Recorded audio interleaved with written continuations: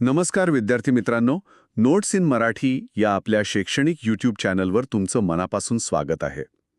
आज आपण एका अत्यंत महत्त्वाच्या संकल्पनेवर चर्चा करणार आहोत, आदर्श राज्यकर्ता. आणि यासाठी आपल्याकडे आहे इयत्ता 7वीच्या इतिहासाचं पुस्तक. आता अनेकांना वाटेल की अरे 7वीचं पुस्तक, हे तर सगळं माहिती आहे. बरोबर. पण शाळेत आपण अनेकदा फक्त सनावळ्या आणि घटना पाठ करतो. हो, त्यामागची धोरणं काय होती, विचार काय होता, हे कुठेतरी निसटून जातं. आणि ते शोधणं हे आजच्या आपल्या चर्चेचं ध्येय आहे. चला तर मग या माहितीचा सखोल अभ्यास करूया. पाहूया की यातून आपल्याला काय शिकायला मिळतं. नक्कीच. आणि आपला उद्देश फक्त ऐतिहासिक घटनाक्रम समजून घेणे नाहीये, तर शिवाजी महाराजांनी इतक्या प्रतिकूल परिस्थितीत एक स्वतंत्र, सार्वभौम स्वराज्य कसं स्थापन केलं. आणि ते टिकवलं कसं? हो, आणि त्याचं सुराज्य कसं केलं हे जाणून घेणं जास्त महत्वाचं आहे. चला तर मग सुरुवात करूया. त्या काळातली परिस्थिती ती आधी समजून घेऊया. स्वराज्य स्थापनेपूर्वी महाराष्ट्रावर आदिलशाही, मुघल, पोर्तुगीज म्हणजे वेगवेगळ्या सत्तांचं वर्चस्व होतं. हो, म्हणजे चहूबाजूंनी एक प्रकारचा विळखा होता. अशा परिस्थितीत स्वराज्य स्थापन करणं किती किती आव्हानात्मक असेल याची कल्पनाच करवत नाही. आणि इथेच एक गोष्ट मला खूप रंजक वाटते. महाराजांनी हे आव्हान स्वीकारताना स्वतःला किती मोठ्या धोक्यांमध्ये टाकलं. अफझल खान भेट, पन्हाळ्याचा वेढा. शाहिस्तेखानावरचा छापा आणि अर्थातच आग्र्याहून सुटका, या सगळ्या घटना म्हणजे मोठ्या जोखमीच्या होत्या असं पुस्तकात स्पष्ट म्हटलंय. इथे एक गोष्ट लक्षात घ्यायला हवी. हे प्रसंग फक्त शौर्याचे नाहीत, नाही, तर ते महाराजांच्या धोरणात्मक चातुर्याचं आणि संकट व्यवस्थापन करण्याच्या क्षमतेचं उत्तम उदाहरण आहेत. प्रत्येक प्रसंगावर त्यांनी यशस्वीपणे मात केली. म्हणजे प्रतिकूल परिस्थितीवर मात करण्याची तयारी होती हेच यातून दिसतं. अगदी. पण महाराजांनी हे सगळं काही एकट्याने केलं नाही. त्यांनी आपल्या आजूबाजूच्या लोकांना या कार्यासाठी प्रेरित केलं. त्यांच्या संघटन चातुर्याबद्दल तर काय बोलावं. हो, आणि म्हणूनच त्यांना असे सहकारी मिळाले. जीवा महाला, शिवा काशेद, बाजीप्रभू देशपांडे, मुरारबाजी देशपांडे, तानाजी मालुसरे. हिरोजी फर्जंद, मदारी मेहतर, ही यादी संपतच नाही. नाही. आणि हे सगळे असे सहकारी होते ज्यांनी स्वराज्यासाठी आपल्या प्राणांची पर्वा केली नाही. पण इथे एक प्रश्न येतो की लोक त्यांच्यासाठी जीव द्यायला का तयार होते?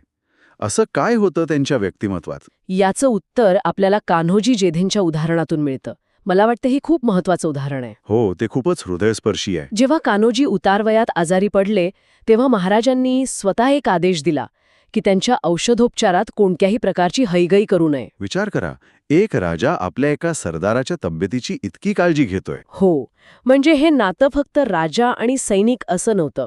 त्यात एक आपुलकी होती, एक काळजी होती. म्हणजे एक कुटुंब होतं ते. अगदी. आणि हीच गोष्ट त्यांच्या संघटन चातुर्याचा गाभा होती असं मला वाटतं.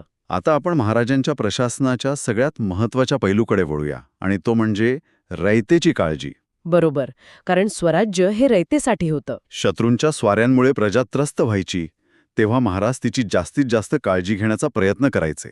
हो, आणि याबद्दल एक ठोस उदाहरण दिले आपल्या स्रोतामध्ये. शाहिस्तेखानाच्या स्वारीच्या वेळचं. बरोबर. हो, त्यांनी रोहिड खोऱ्याच्या देशमुखाला एक सक्त ताकीद दिली होती, लोकांना सुरक्षित ठिकाणी न्या आणि त्यात एका घडीचा दिरंग न करणे. म्हणजे एक क्षणही वाया घालवू नका. आणि त्यापुढचं वाक्य तर त्याहूनही जबरदस्त आहे. तसं न केल्यास त्याचे पाप तुमच्या माथी बसेल. बरोबर. इथे पाप हा शब्द खूप महत्वाचा आहे. हो, ते असं नाही म्हणत की तुमच्यावर कारवाई होईल किंवा शिक्षा होईल. नाही, ते म्हणतात पाप लागेल. याचा अर्थ काय होतो? याचा अर्थ ते राज्यकारभाराला एका नैतिक चौकटीत बघत होते. रयतेची काळजी न घेणं ही फक्त प्रशासकीय चूक नाही, तर ते एक नैतिक पाप आहे. वा. या एका शब्दात त्यांनी अधिकाऱ्यांवर एक खूप मोठी जबाबदारी टाकली आहे. राजा हा रयतेचा मालक नाही, तर तो पालक आहे. आणि हेच त्यांनी प्रस्थापित केलं.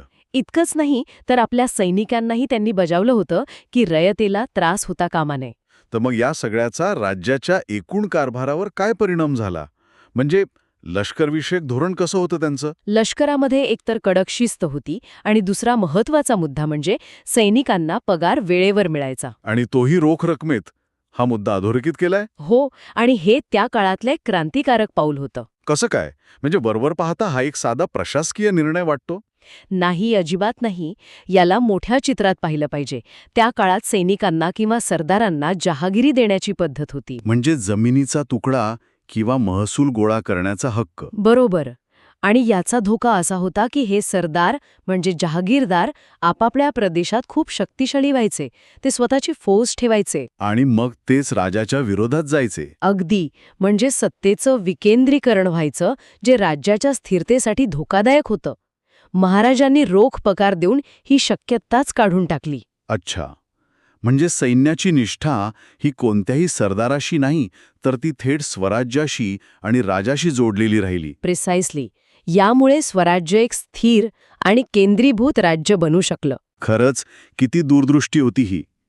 आता हा धडा फक्त महाराजांच्या कार्याबद्दल सांगून थांबत नाहीये, तर त्यांच्या नंतरच्या काळातील प्रभावावरही बोलतो.